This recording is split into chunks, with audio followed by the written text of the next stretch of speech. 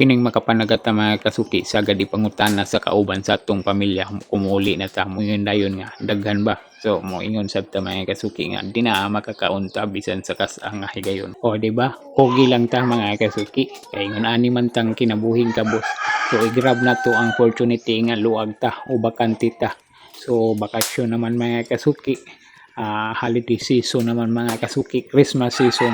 So grab na to opportunity nga nihunas man dako man kay hunas. So makalibre ta og panood-an mga kasuki, magkugi lang jud tag adtong dagat o unsa dihang mga pamaagi para makalibre ta og panood-an. So nabuntagan ko ani mga kasuki, kauban akong idol adto ko kay kusog man ang unos anang talibuntago na nya ulan-ulan. So nagpalamdag mi mga kasuki para hapsay ang among paglayag.